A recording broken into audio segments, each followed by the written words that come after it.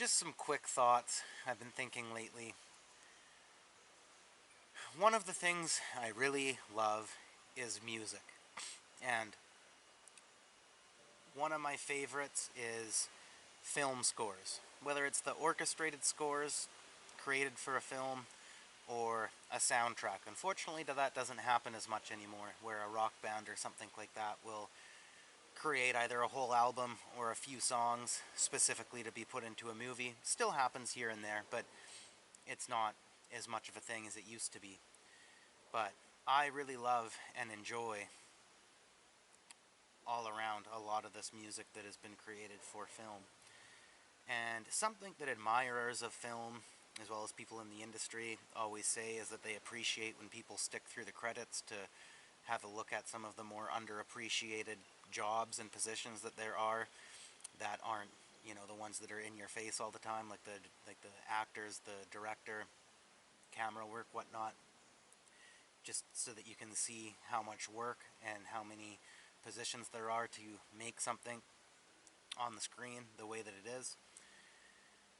But one thing that they tend to do a lot is, and not all movies do this, there's a lot that have the music playing through the credits, but what they'll do is the music, especially in a drama movie or a sad movie, and it can be any kind of movie, any genre, but particularly in those, the music will be just at its pinnacle, where you're feeling all these emotions from listening to it.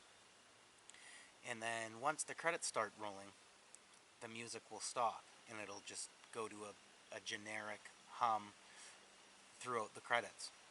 And this happens in TV shows a lot too, as television has sort of became a whole other art form on its own these days. And they'll have an opening credit sequence that just has a basic jingle, and it just has, they usually last like 30 seconds. It just has the basic stuff, the actors and whatnot, and it doesn't last very long. But at the end of an episode, there will be a song playing, there will be a piece of music playing, and it's very emotionally evocative. And then it'll last maybe 5 seconds, 10 seconds into the credits, and then it'll shut off and it'll go back to that basic opening credit sound. And I think the general audience too, some of their favorite movies, they will say that one of the best things about them is the music. And I think more people would stick through the credits and maybe happen to read some of the interesting jobs and positions that helped bring the story to life if that great music that they love listening to and that they're very engaged in kept playing throughout the credits rolling. And not to bring up tons of personal opinion, but superhero movies, which I'm not a huge fan of, nothing wrong with it if you are, they'll keep people through the credits by offering a post-credit scene. And that's sort of a vain way to do it, I guess. You don't have to have some sort of flashy post-credit scene or something that connects the movie to another superhero or another cinematic universe, whatnot, if you just had really good, solid music playing through the credits.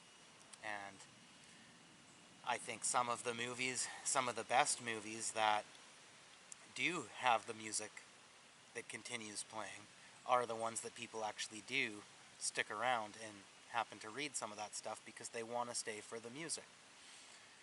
And it's not 100% a rare thing. There are some movies that do it, but there's a whole lot that don't. And some of the ones that don't happen to have the best or just really great music. And I think it's almost kind of rude in a lot of ways. It's almost like if you were listening to music, it's like your favorite song or just something that you really enjoy, and somebody just walked up and turned the speaker off and said, "Hey, how's it going?" It's sort of rude, right? You were in the moment, you were enjoying it, you were listening to your thing, and then someone just abruptly turns it off unexpectedly. It's similar to that. And I think more movies should just keep their music playing throughout the credits.